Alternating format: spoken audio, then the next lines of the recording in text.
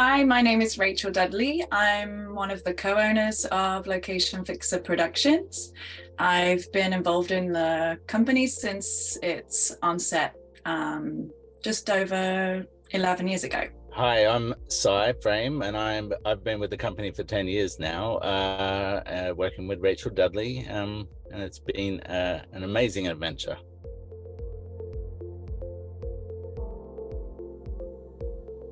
We provide location management and supervisory services to many unique locations across BC, including commercial, residential, industrial, and educational locations.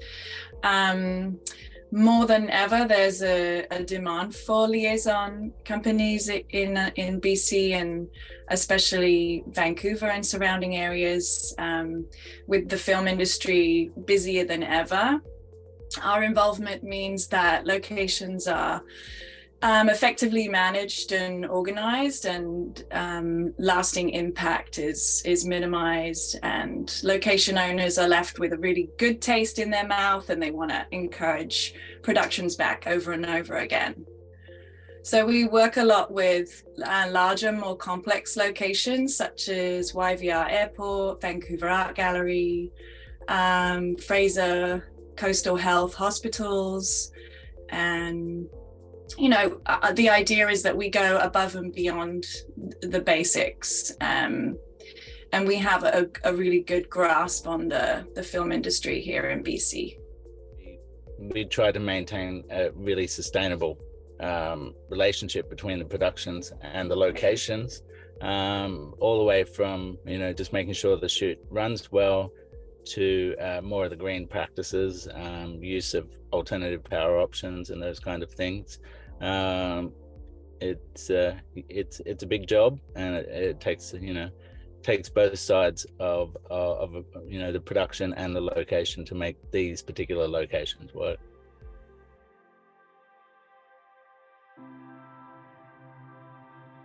One of the big changes that we made a few years ago was we implemented a sustainable practices section into our filming guidelines. And our filming guidelines are documents that we have across all of our locations. So some of the things that would include would be no single-use plastics on set, no vehicle idling, using environmentally friendly paint product, and having recycling facilities on set.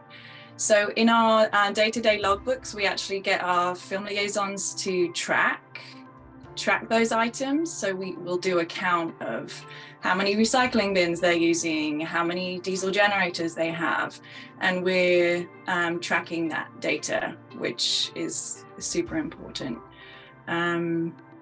Also within our organization, we went digital with all of our paperwork and logbooks about 3 years ago now. And then, ourselves, we don't use single-use plastics or water bottles on location anymore. We try and lead by example with the guidelines that we implement. And then we joined a really awesome organization called Ecology a few years ago, and they're a climate solution organization who assist with reforestation and tree planting worldwide. So far we've contributed 740 real trees to reforestation projects, and through our partnership with them, we're able to take action by offsetting some of our own carbon footprint and emissions to help the future of the planet. Really, we can all do our part. And also the power was a big thing for us, and we knew that there was an excessive number of generators being used at our locations, and we were trying to work out how can we get away from having 3 or 4 generators parked outside of our location. Is it necessary? And then over the years we've managed to work with other companies to install power options into locations, and again we've been tracking some of our locations from the beginnings, from going from 100% diesel generator use right down to 100% power or grid power use, It's something that we would like to incorporate into all of our locations. Certainly a challenging thing to do because not everybody has sufficient power, but those locations that do, we've managed to turn over to grid power. And in some cases we say, look, generators are just not allowed at this location, period. And you have to work out how to, use the existing grid to run enough power around your sets. And we find that the productions are really cooperating with this. And it's a rare case that we actually will need to bring in a generator at some of these locations. And in those situations, it's usually a big night shoot with a lot of, stunts and visual effects, and then we make an exception. But surprisingly, we get away with grid power most of the time. It just takes a bit of ingenuity working from both sides to make it happen. Yeah.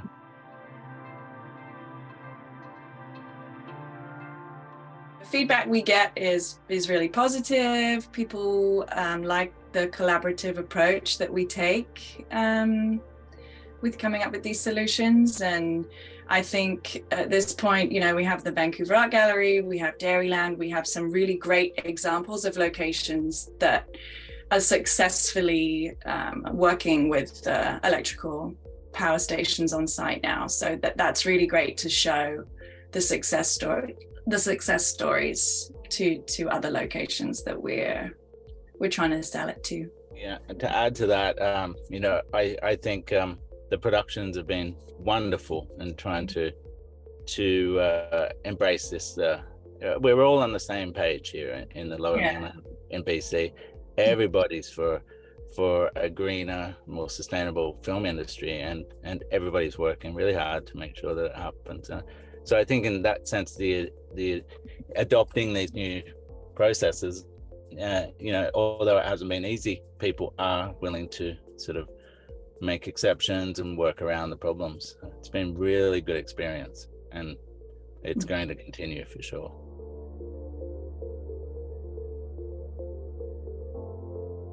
Yeah, I think some of the challenges with converting a location into grid power for a production is the cost.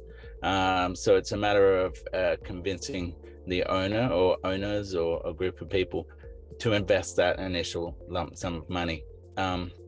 There are different versions of powering up film power stations and kiosks, and they do range in price, but there's always two things to take into account. Is there enough excess power, and does the owner have enough money to put in to cover the costs of the initial installation? And I think it's really important just to keep emphasizing that making this change will attract more film productions, especially the ones that want to be greener and want to run off grid power. So it's an attraction point to some of these locations. And that eventually over time you can make your money back off the tie-in rental in most situations. Yeah, it's an easy sell for the locations that we represent that have really good availability, weekdays, weekends, kind of 24/7 availability. It's a little bit of a harder sell to the locations that maybe don't have such good availability, that are available on weekends. They have another primary activity and they don't see as many film shoots come through their doors yearly.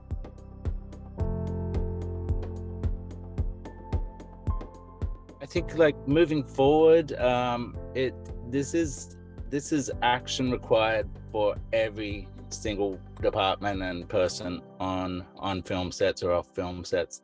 The environment is our number one crisis right now, and I think we all really need to work extra diligently to make this change happen.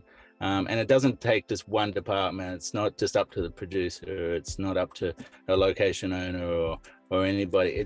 Everybody needs to play their role. And it's saying that all the technology should be shared as well. All the information should be shared. So, on behalf of Location Fixer, I know I'm busy. I'm sitting in a car in a parking lot right now, but always happy to take emails or questions about some of the things that we've implemented at our locations, and help you or anybody, whether you're in any country in the world, set up the similar systems. Yeah. As an industry, we're stronger if we're working together to make the film industry more sustainable. So it's inspiring to hear what other organizations are doing, what other productions are doing and locations are doing. I think it's just it's a really great thing to hear other stories too.